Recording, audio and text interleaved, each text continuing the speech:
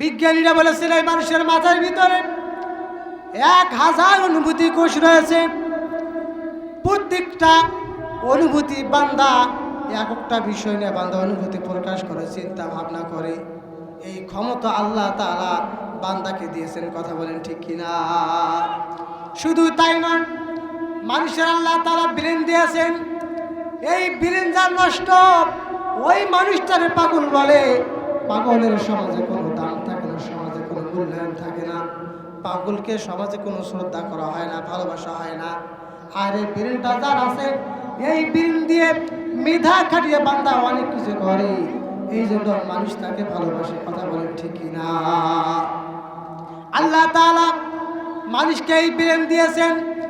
এই ব্রেন থেকে সূক্ষ্ম সূক্ষ্ম লাল সুতা গোটা শরীরে আল্লাহ তাআলা ছড়িয়ে দিয়েছেন।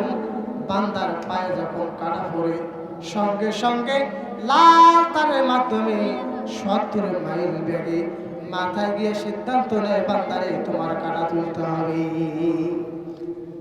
শুধু তাই নয়, মানুষের পায়ে যখন কোনো পাথরের আঘাত লাগে, তখন এই সূক্ষ্ম সূক্ষ্ম লাল তারের মাধ্যমে সঙ্গে সঙ্গে মাথায় গিয়ে সিদ্ধান্ত নেয়, তিনটে গিয়ে আঘাত লাগে।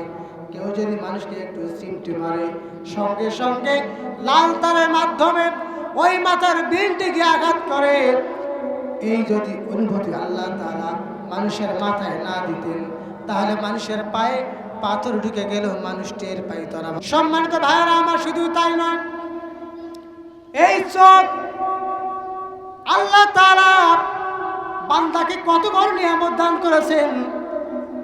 ক্যামেরা আছে, ক্যামেরা দিয়ে কিছু পরিষ্কার দেখা যায়, অনেক দূর পরিষ্কার দেখা যায় না। কিন্তু এমন একটি চোখ আল্লাহ তাআলা দিয়েছেন, দূর থেকে দূর পর্যন্ত দেখেন না কেন সব কিছু পরিষ্কার দেখা যায়, কথা বলেন ঠিক কিনা? বিজ্ঞানীরা বলেছেন এই চোখের ভিতরে 130 মিলিয়ন লাইট রিসিপ্টর আছে। আবার এই চোখ থেকে সূক্ষ্ম সূক্ষ্ম লাল সুতা গোটা শরীরে ব্রেনের সাথে লাগিয়ে দেওয়া হয়েছে। বান্দা যখন চোখ দিয়ে একটা সাপ দেখে, সঙ্গে সঙ্গে লাল তারের মাধ্যমে মাথায় গিয়ে সিদ্ধান্ত নেয়, লাঠি হাতে না অথবা সাপ দেখে তুমি দৌড়ে পালাও।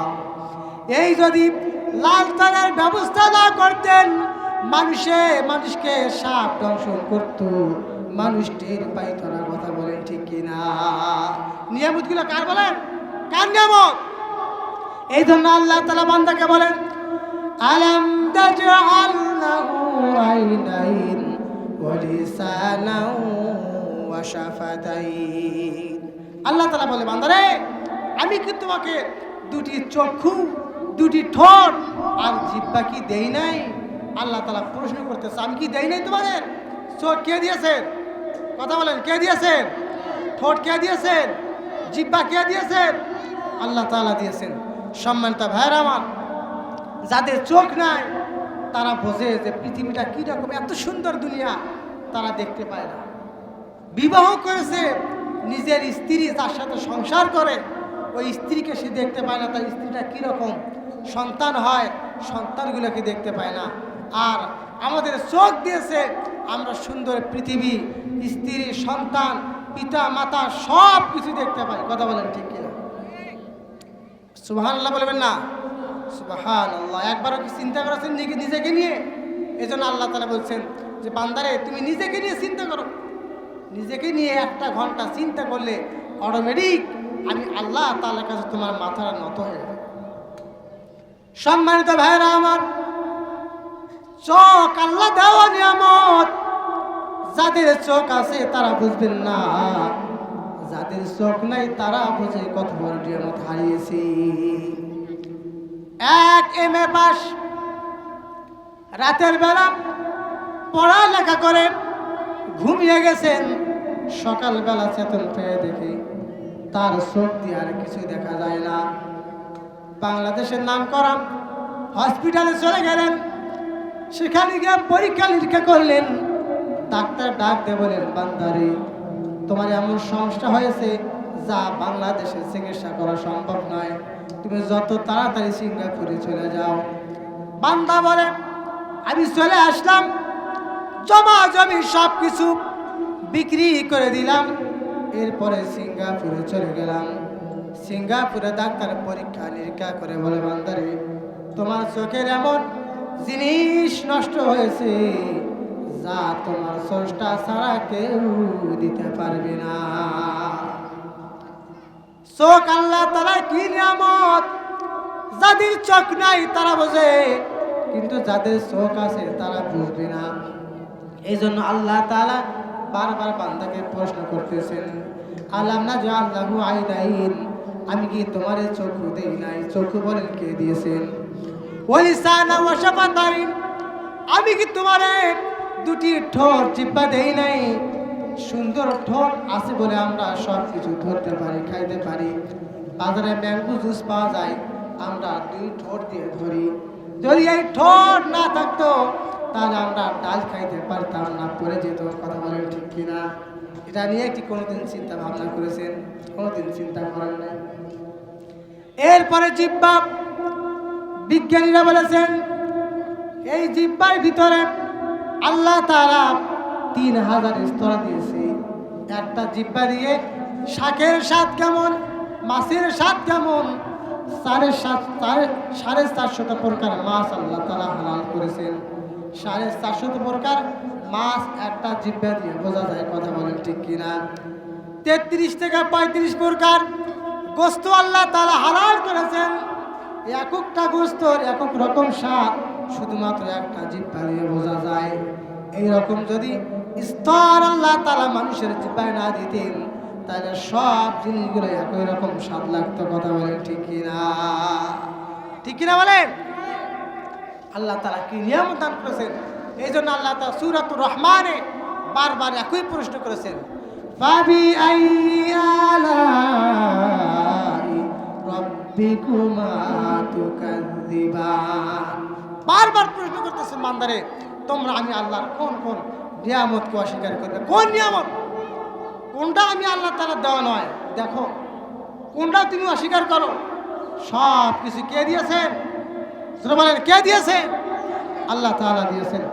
সম্মানিত ভাইরা আমার, একটা ঘটনা আপনারা শুনেছেন যে এক দরবেশ সাহেব সে এক বট গাছের নিচে বসে কোরআন তেলাওয়াত করতেছে, সূরাতুল মুলক তেলাওয়াত করতেছেন। তাবারাকাল্লাযী বিয়াদিহিল মুলকু ওয়া হুয়া আলা কুল্লি শাইইন কাদির আল্লাযী খালাকাল মাউতা ওয়াল হায়াতা লিয়াবলুয়াকুম আইয়ুকুম আহসানু আমালা ওয়া হুয়াল আজিজুল গফুর আল্লাযী খালাকা সাবআ সামাওয়াতিন তিবাকা মা তারা ফি খালকির রাহমানি মিন তাফাউত ফারজি'ল বাসারা হাল তারা মিন ফুতুর। সূরাতুল মুলক তেলাওয়াত করতেছেন, হঠাৎ করে একটা শব্দ এসেছে, হাল তারা মিন ফুতুর।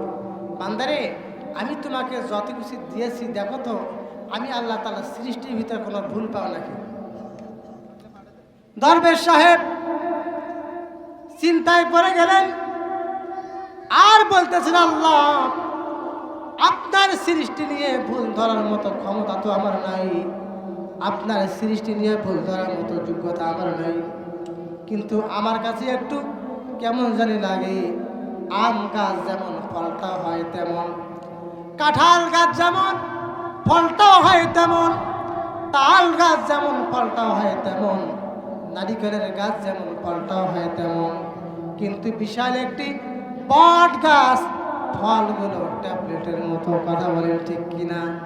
দরবেশ ডাক দিয়ে বলে, আল্লাহ আমি তো ভুল করতেছি না, আমার কাছে কেমন জানি মনে হয়। এইরকম চিন্তা করতে করতে বান্দা ঘুমিয়ে যায়। হঠাৎ করে এক দমকা হাওয়া বয়ে যায়, একটি ফল দরবেশ সাহেবের নাকে পড়ে যায়।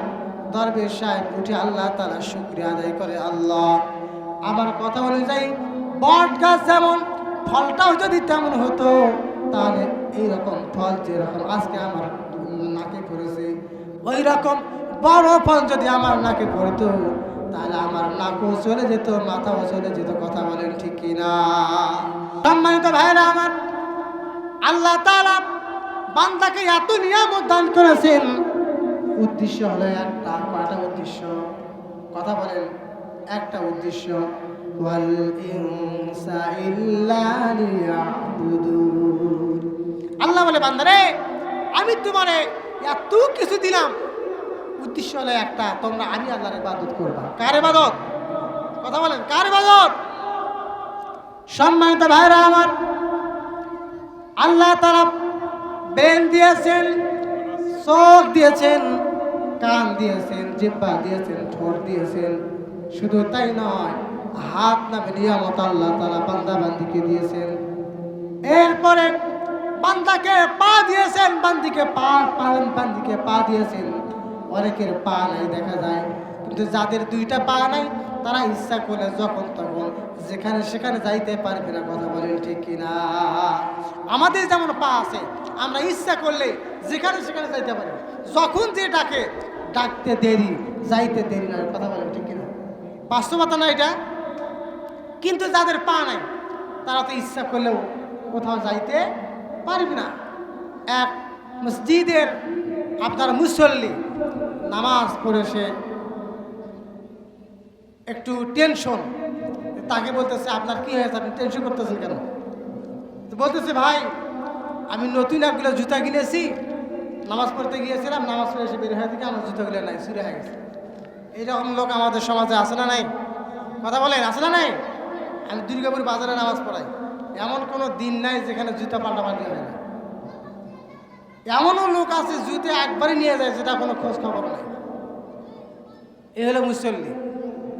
ওই বান্দার টেনশনে পড়ে গেছে, আমি নতুন জুতা কিনলাম, জুতা একবার ব্যবহার করেছে আর ব্যবহার করতে পারলাম না। আরেক বান্দা ডাকতে বলে, ও আল্লাহর বান্দা, তুমি জুতার জন্য কান্নাকারি করতেছো, টেনশন করতেছো, তোমার তো পা আছে, তুমি ইচ্ছা করলে আবার জুতা কিনে পায়ে ব্যবহার করতে পারবে। কিন্তু আমি যদি কিয়ামত পর্যন্ত চেষ্টা করি, আমি জুতা কখনো ব্যবহার করতে পারবো না। কারণ পা নামে নিয়ামত আমি আল্লাহ তাআলা আমাকে দেয় না। এই কথা বলেন ঠিক কিনা? যাদের পা আছে তারা ইচ্ছা করলে যখন তখন ব্যবহার করতে পারবে, যাদের পা নাই ইচ্ছা করলেই তারা ব্যবহার করতে পারবে না। এই জন্য আল্লাহ তাআলার শুকরিয়া আদায় করা দরকার আছে না? বলেন, প্রশংসা সবই কেবল তোমারি, প্রশংসা সবই কেবল তোমারি, রব্বুল আলামিন, দয়ালু মেহেরবান করুণা অফুরান, আর কেউ নয় তুমি মালিক, শেষ বিচারের দিন, শেষ বিচারের দিন।